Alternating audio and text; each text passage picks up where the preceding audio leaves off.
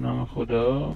در این آموزش قصد داریم به شما نحوه کارکرد اکشنی که روی عکس شما افکت های قاصدکی ایجاد میکنه رو آموزش بدیم. قبل از اینکه وارد آموزش کار با این اکشن بشیم، این رو بدونید که در این بسته آموزشی برای شما یک فایل براش و یک فایل اکشن قرار داده شده که شما باید این دو فایل رو حتما روی فتوشاپ خودتون نصب کنید. خیلی خوب، حالا آموزش رو شروع میکنیم. برای کار کردن با این اکشن نیاز هست که شما حتما چند پارامتر رو برای تصویرتون چک کنید. اولین پارامتر این هست که از منوی ایمیج گزینه مود حتما چک کنید تا مود رنگی عکس شما روی RGB باشه، چون اگر روی CMYK یا مودهای دیگه باشه این اکشن عمل نمیکنه. در نتیجه اون رو حتما روی RGB قرار بدید که الان عکس من به صورت پیش‌فرض روی RGB قرار داره. موضوع بعدی، از پنل لیر در گوشه بالا سمت راست کلیک کنید. منویی که باز میشه از گزینه پنل آپشن چک کنید که حتما قسمت Add Copy to Copied Layer on Group فعال باشه، یعنی این قسمت تیک خورده باشه که الان هم همینطور هست. در مرحله بعد دو لایه ایجاد کنید. اسم لایه اول رو براش که حتما باید حرف اول براش BRUSH حرف اول با بی بزرگ نوشته شده باشه. لایه دوم رو هم به نام افکت نامگذاری کنید و دقت کنید که حتما حرف اول افکت با ای بزرگ نوشته شده باشه. خیلی خوب، الان با استفاده از رنگ مشکی و ابزار براش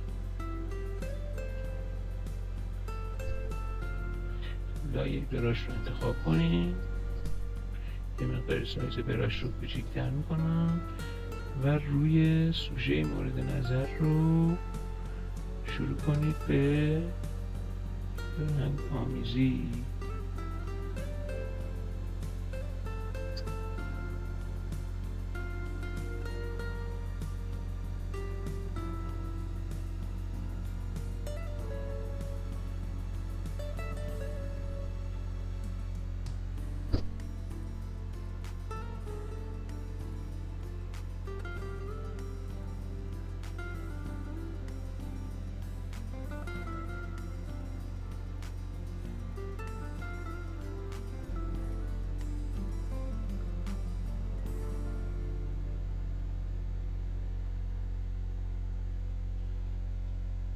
خیلی خوب، در مرحله بعد لایه افکت رو انتخاب کنید و با استفاده از رنگ قرمز اون قسمت‌هایی از تصویری که میخواید این افکت روی اون اعمال بشه رو با رنگ قرمز مشخص کنید. به عنوان مثال من میخوام در این قسمت ها و این قسمت ها افکت مورد نظرم اعمال بشه.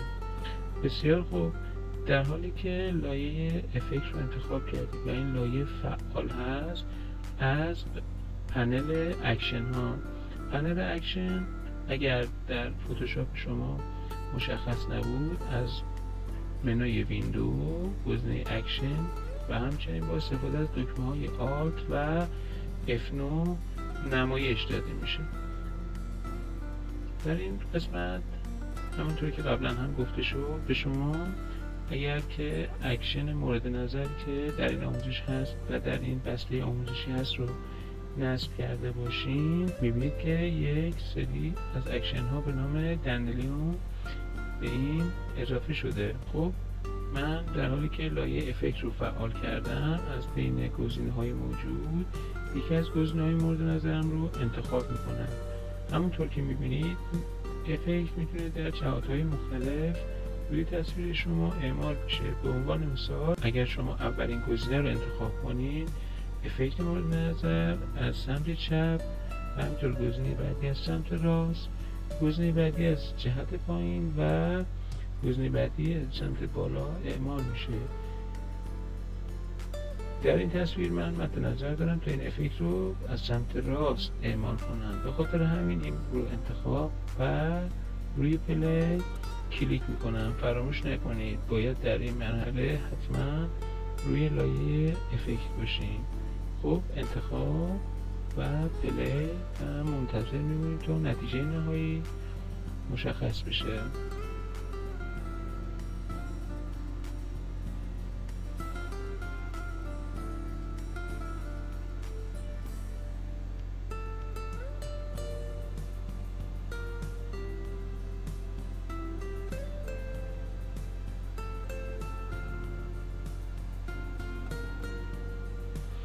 خیلی خوب، ظاهرا اکشن سلسله دستورات خودش رو به اتمام رسونده، ولی همونطور که میبینید نتیجه‌ای که الان نمایش داده نتیجه دلخواه ما نیست. بله، منتها این رو هم بدونید در نهایت شما یک فایل PSD در اختیار دارید.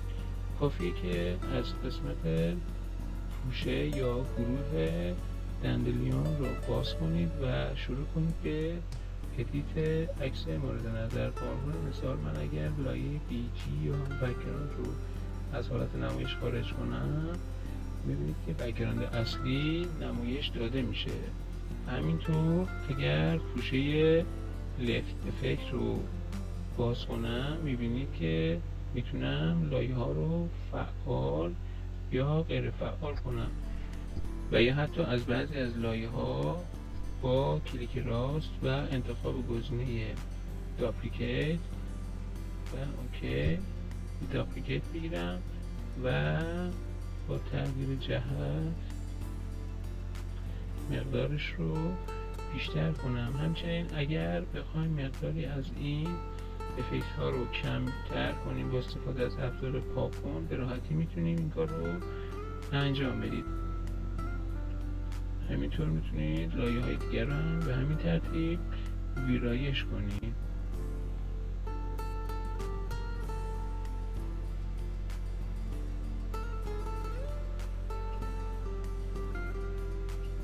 این ترتیب. خیلی خوب، آموزش ما به اتمام رسید. این آموزش توسط گروه گرافیکی نگار به صورت رایگان تهیه و در اختیار شما هنردوستان عزیز قرار گرفته. موفق باشید.